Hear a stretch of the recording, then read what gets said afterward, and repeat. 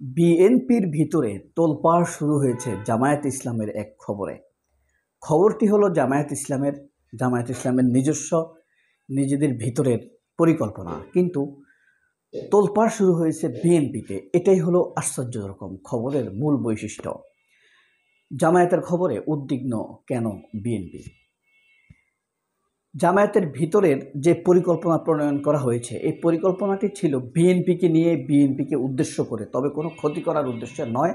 তাদেরকে ক্ষমতার অংশীদার, ভাগিদার এবং পার্টিসিপেট ডেলিগেট করার জন্যই জামায়াত পরিকল্পনা নিয়েছিল। কিন্তু দুর্ভাগ্যবশত অবিশ্বস্ত লোকের কারণে, অস্থির লোকের মাধ্যমে বিএনপির মধ্যে তা ছড়িয়ে গিয়েছে, যে কারণে বিএনপির ভিতরে অস্থিরতা বিরাজ করছে। তবে মির্জা ফখরুলপন্থী যে গ্রুপটি আছে, এই গ্রুপটির মধ্যে কিছুটা স্বস্তি, বিস্তৃত আনন্দ বিরাজ করছে, ক্ষোভ বিরাজ করছে প্রকৃত বিএনপি যারা, তাদের ভিতরে। কারণ কি, এই খবরটির পরেই বোঝা গিয়েছে মির্জা ফখরুল গত 16, 17, 11, 12 বছর যাবৎ বিএনপির সাথে কি করেছেন, আওয়ামী লীগের সাথে কি করেছেন, এই জিনিসটি ধীরে ধীরে একটু স্পষ্ট পাদপ্রদীপের আলোয় চলে এসেছে।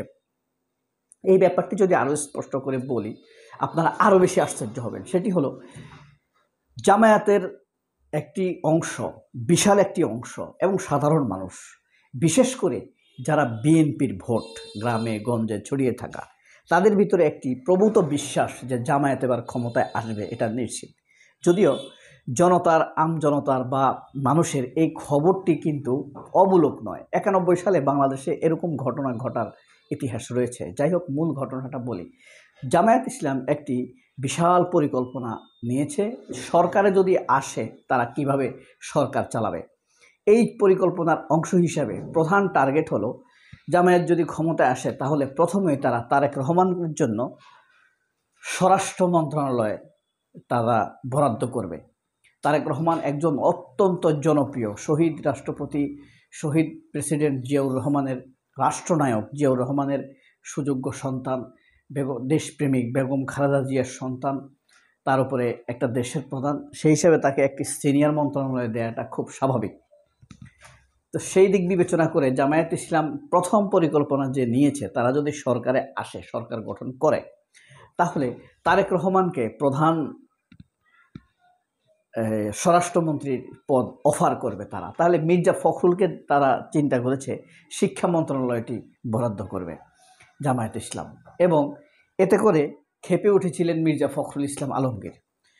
এবার এর মধ্যে দীর্ঘদিন যাবৎ মির্জা ফখরুল ইসলাম আলমগীরের সাথে জামায়াত ইসলামের যোগাযোগ হয়ে আসছিল।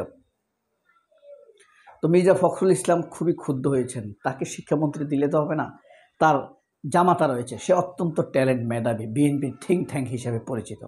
তখন জামায়াত তার এই জামাতা ফাহাম আব্দুল সালামের জন্য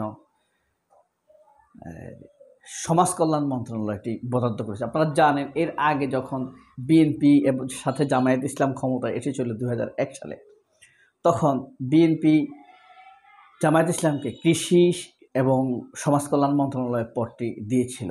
পরবর্তীতে যদিও কৃষিটি পরিবর্তন করে শিল্প মন্ত্রণালয়ে দেওয়া হয়েছিল। অবশ্য জামাত সেই ট্রেন্ড ফলো করছে না, জামাত আরেকটু ভালোভাবে, আরেকটু উদারভাবে এগোতে চাইছে।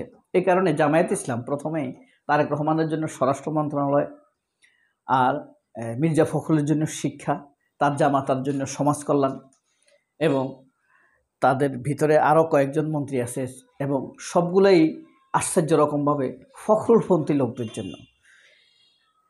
আমাদের এই যে বিশেষত আমির খসরু মাহমুদ চৌধুরী, তার জন্য জামায়াত ইসলাম রেখেছে কৃষি মন্ত্রণালয়টি রেখেছে বিএনপির আরেক বর্ষিয়ান নেতা আপনার ইকবাল হাসান মাহমুদ টুকু, তার জন্য রাখা হয়েছে বাণিজ্য মন্ত্রণালয়।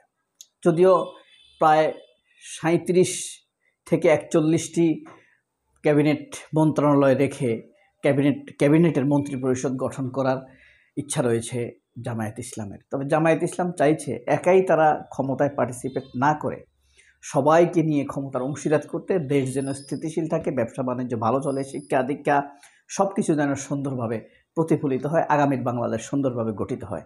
কিন্তু এখানে একটা বিষয় বিদ্যমান, কিভাবে মির্জা ফখরুলের মতো একজন ভারতপন্থী লোককে জামায়াত বাগে আনলো? এটি একটি দেখার প্রশ্ন। সেটি হলো এইভাবে যে জামায়াত প্রথমে যে থিমটির উপরে নিজের আত্মবিশ্বাস ফিরে পেয়েছে সেটি হলো জামায়াত একদম ইতিহাস পরিক্রমা মির্জা ফখরুলের বডি ল্যাঙ্গুয়েজ ব্যাখ্যা করে, বিশ্লেষণ করে, গবেষণা করে খুব স্পষ্টভাবে বুঝতে পেরেছে যে এই মির্জা ফখরুলের হার্ড একটি রিলেশন রয়েছে ভারত ও আওয়ামী লীগের সাথে। কারণ মির্জা ফখরুলকে ম্যানেজ করেই আওয়ামী লীগ ভারতের নির্দেশে জামায়াতের বড় বড় নেতাদেরকে ফাঁসি দিয়েছে। বিএনপির আব্দুল আলীম মনে আছে, মন্ত্রী ছিল, তারপরে আপনার সালাউদ্দিন কাদের চৌধুরীর মতো নেতাকে ফাঁসি দিয়েছে অন্যায়ভাবে। কিভাবে সম্ভব হয়েছে?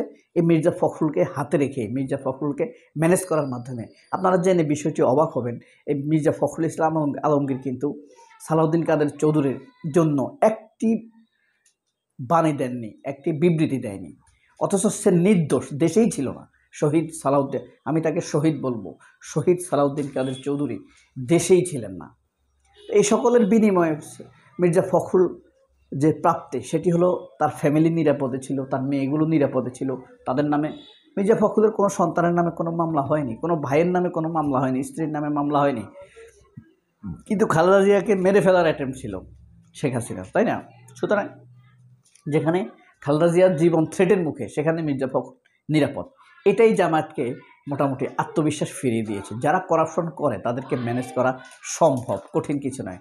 সেই কাজটি জামায়াত করেছে। আর জামায়াতের যদি স্পেস পায়, সময় পায়, তাহলে সে তার পরিস্থিতি এমনভাবে গোছাতে পারে যে বিন্দুমাত্র ছেদ রাখে না, যে কেউ তার ভুল জামাতের পরিকল্পনা নিখুঁত। তবে একটা সমস্যা আছে জামাতের, সেটি হলো সময় সাপেক্ষ। তারা যে কোনো কাজে বেশি সময় নিয়ে ফেলে, অনেক ক্ষেত্রে এই সিদ্ধান্ত নিতে তাদের অনেক কাজের সেটার আর উপযোগিতা থাকে না। হ্যাঁ, এই কারণে প্রতিনিয়ত দ্রুত নিজেদেরকে আপডেটেশনের মধ্যে তারা রাখতে পারে না। তবে জামাত ইসলাম যে কাজটি করেছে, এই পরিকল্পনাটা যে নিয়েছে, যে এই পরিকল্পনাটা এখন অস্বীকার করাটা খুব স্বাভাবিক। বিএনপিও অস্বীকার করতে পারে, এমন কিছু নিয়ে আমরা উদ্বিগ্ন হওয়ার প্রশ্নই আসে না, এরকম বলতে পারে, তাই না? তো সেই জিনিসটি যতই তারা বিএনপি অস্বীকার করুক না কেন, মির্জা ফখরুলপন্থীদের ভিতরে আনন্দ বিরাজ করছে একরকম। তবে যারা রিয়েল বিএনপি, তাদের ভিতরে ক্ষোভ, যদিও রিয়েল বিএনপি এখন বিএনপির ভিতরে আসলেই কম।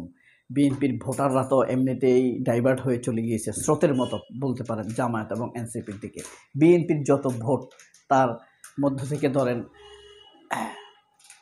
60% ভোট নষ্ট হয়ে গিয়েছে তাদের আচরণ, কর্মকাণ্ড, চাঁদা এসবের কারণে, কথাবার্তায়, দেশবিরোধী আচরণে, মির্জা ফখরুলের আচরণে। দেখেন, এই লোকগুলো কিন্তু সবসময় জামাতের সাথে গিয়েও এরাই হ্যাপি থাকবে, ক্ষমতা ভোগ করবে। আওয়ামী লীগের সাথে থাকতেও এরা মুনাফিক চরিত্রের। যাই হোক, শেষ পর্যন্ত ব্যাপার হলো পাওয়ার অ্যাটেনশন, অ্যাকুরেশনকে পারফেক্ট করে নেওয়া, টার্গেট ফুলফিল করা, সাকসেস করা।